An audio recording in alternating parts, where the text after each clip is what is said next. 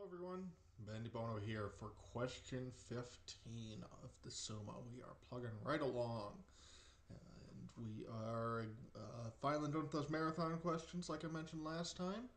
3 articles. Just 3 articles. It seems like nothing. Okay, so question 15 here is titled Of Ideas.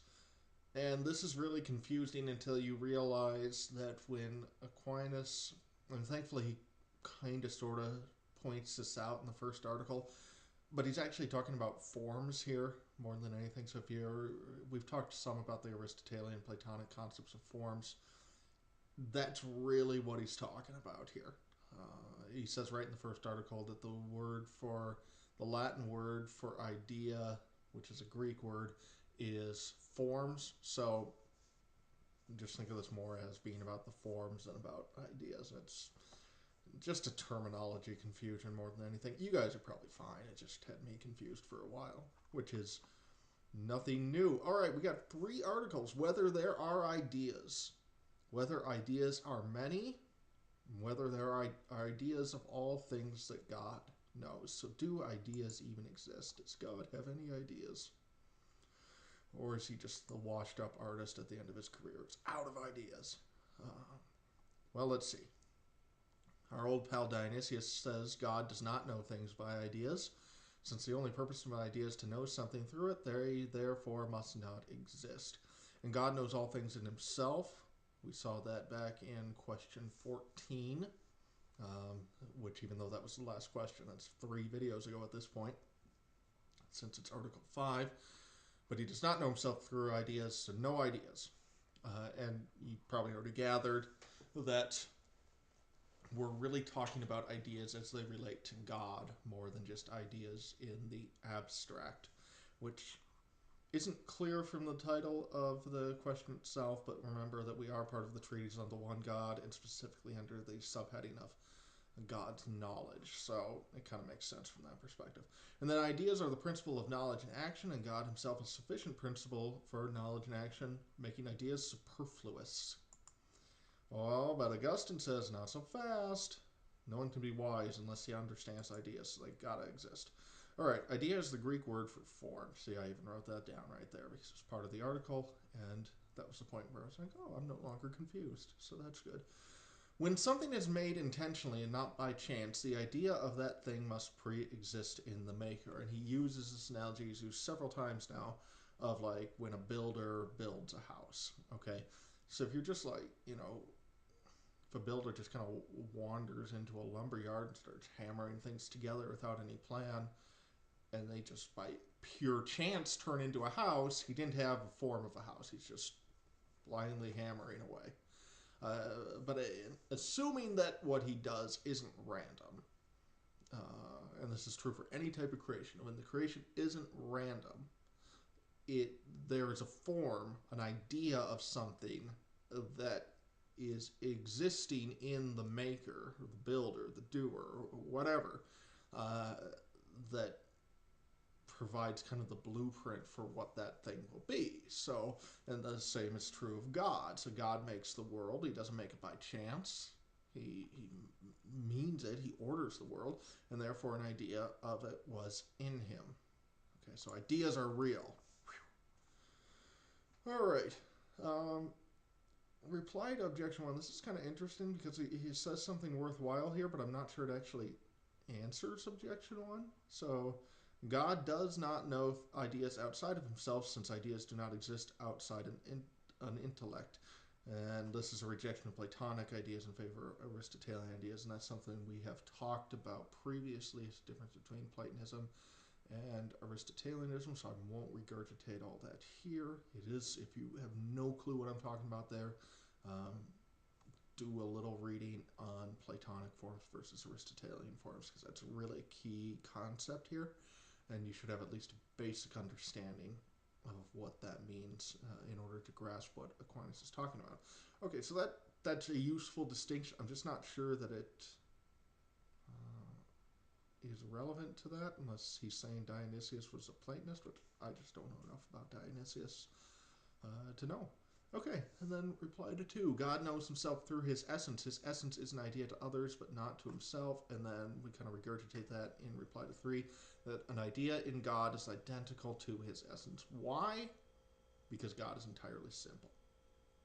But to kind of put those together, we have to say that what we are calling an idea is God's essence, even though to God it isn't an idea. So again, it's our perspective versus his perspective, and we've seen that come into play a number of times in the Summa thus far. Okay, so there are ideas. Well, not so fast. Are there ideas, or is there an idea? Well, let's see. An idea in God is his essence. That's what we just saw. But his essence is only one. Wholly simple. So there's one idea. All right? An idea is the principle of knowing and operating. Art and wisdom are also the principle of knowing and operating. And just as there are not many arts and wisdoms, there are not many ideas. Okay? If ideas are eternal, we say that ideas are multiplied through the relationship to creatures. Then creatures are the cause of plurality of ideas, and the temporal creatures are the cause of the eternal, which cannot be. So what this is saying is that, okay, we've kind of established that there can only be one idea because God is simple. But if we come back and say, well, but there's many because it's a one-to-many relationship. Yes, it starts as one in God, and then it becomes many through relationship to the creatures. What our objector is saying is, if you go down that road, you still have a problem because ideas are eternal. Ideas are eternal. It's just in their nature. They're not created things, right? And so if they are eternal and they are many, and the reason that they are many is because of creatures, then creatures are the cause of the plurality of ideas, which are eternal. So then something temporal, creatures, are the cause of something eternal, the ideas, and that can't be. And then ideas must be real in God or creatures. If they're real in creatures, then they're not eternal.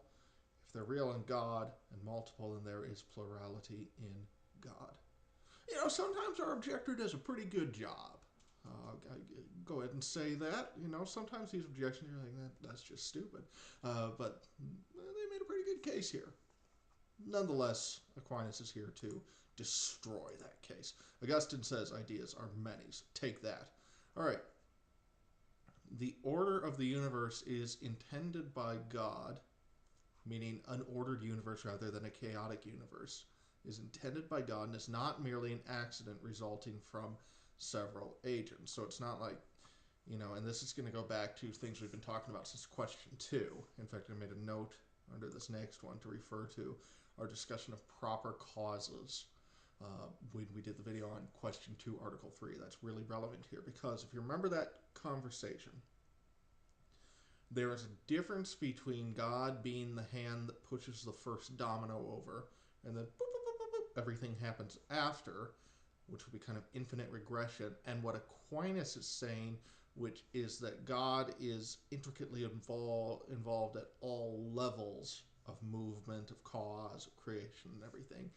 God is not merely the first. God is not the first cause in the sense that he pushes that first domino over and then everything else happens. He's the first cause in the sense that he is the reason that any cause exists for anything. And if he ceased to be the first cause, all other causes would instantly cease to exist. Whereas in the domino example, once your finger tips over the first domino, you can keel over and die. You cease to be the first cause, or the first cause ceases to be, rather, but the dominoes are going to keep on falling without you. And what Aquinas and Christianity are going to say is something very different, which is that no, God isn't just the finger that tips over the first domino. He's involved in every subsequent domino falling, and if he ceases to be, no more dominoes will fall. And so what this is saying here is that the order of the universe is something God is intricately involved in at every level. It's not that he creates the first creature, as we say here in kind of the second point. He creates all things, whereas, you know, if this were true, if the inverse was true, God creates the first creature and then just lets things go wild within creation. That's not the case. So why does that matter for this? Well, since God created all things, since he's involved at every level, the idea of all things, or ideas of all things, are in him. And this does not violate God's simplicity for him to know many things through many ideas. It would violate his simplicity if he knew them through many images. And since God sees all things at once, that's the article on how God's knowledge is not discursive. His simplicity is not violated. Again, this goes back to the analogy we've used that you think of a house, you know, you're not, in thinking of that one thing, you're actually thinking of a lot of other things, floors, doors, windows, you know, roof, porch, all that good stuff. But you, even though you're thinking of only one image, a house, same way for God. That's how God can know multiple ideas. He sees them in one image, and that's how he has multiple ideas without violating his simplicity. All right. So there are objections. Ideas are God's essence only in the sense that his essence forms a likeness to many things or ideas. Wisdom and art signify what God understands by. Ideas signify what God understands, so they're not as synonymous as objection 2 wanted to make them sound. These relations are not caused by the things themselves, but by God's essence forming a likeness to things. So what objection 3 is talking about is that it's not like, you know,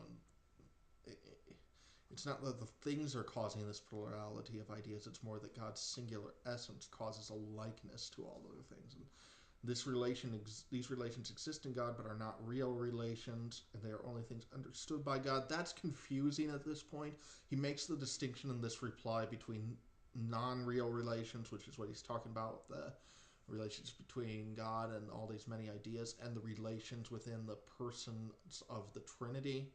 So that point will probably make more sense later on as we get into the treatise on the Trinity. Unfortunately, we'll probably have all forgotten this part of the conversation by then, but just know it'll make more sense later, whether we remember it or not. All right, Article 3, the last one. How about that? Whether there are ideas of all things that God knows. Okay, evil things are known by God. We know that from question 14, Article 10, but the idea of evil is not in God, obviously.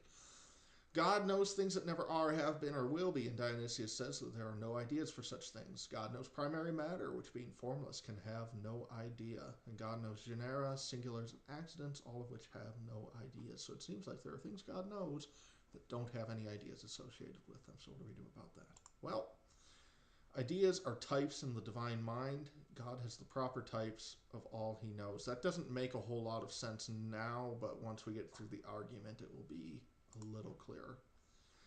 Okay, if an idea is the principle of making, it is called an exemplar. If an idea is the principle of knowledge, it is called a type. Okay? Well, let me just keep going. It'll be a bit easier to explain this. So exemplars refer only to things made, but types can refer to all things known. So it's kind of like, remember at the end of question 14, we talked about this distinction between God having practical knowledge and speculative knowledge. So practical knowledge, things that are, things that actually do something, things that really exist. It's not a perfect analogy, but, you know, of things that God has made, those fall into one category of ideas, or things that will be made, or have been made, or exist at some point. Those fall into one category of ideas, and Aquinas is calling those exemplars. And then there's this other category of ideas called types, which is more just kind of a speculative. They're not associated with practical knowledge. They're things that will never be, but God knows them anyway. And so he's making a distinction then between different types of ideas, which is how he's going to get around some of these objections. All right. This first reply is pretty interesting, that evil is not known through its own type, but through the types of God. No, I should have typed. Almost got through this without a typo, everyone. Not so fast. Through types of good. So remember, we've talked about how evil is nothing. Literally does not exist. It is the lack of existence. It is a privation of good. So evil is not known through its own type. It doesn't have an idea associated with it. What it does is it is an idea, a good idea, literally an idea that is good, and then some privation within that idea is how evil is made known. Okay, and then as far as Dionysius saying that, you know, uh, there no ideas exist for things that never are, have been, or will be. Uh, that's where this distinction comes in handy. That's true. There's no exemplar knowledge or practical knowledge or exemplar ideas of those, but there is knowledge of types. Just careful distinction there. And then prime matter has an idea in God, but not apart from the forms it is given, since matter without form cannot exist or be known. In other words, it goes back to what we talked about before, that nonsense is nonsense, even when we're talking about God. So if we want to say, well, prime matter is something you can know, well, it isn't, because it's just matter without any form. There's nothing there to know. So God knows prime matter, but only as it's associated with the form, because otherwise it's just a logical impossibility for that to be known. It's not some deficiency in God. It just doesn't exist, right?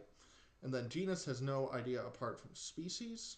So similarly to prime matter, and accidents kind of can fall into that category, but when they are separable from their subjects, they have their own ideas. For example, whiteness is an accident. You can think of what whiteness is apart from any subject, so that would have its own idea associated to it. I'm not sure what an example would be of an accident that you couldn't think of apart from a subject, but assuming there is one, uh, that would fall into a similar concept as objection 3. All right, everyone, that's it.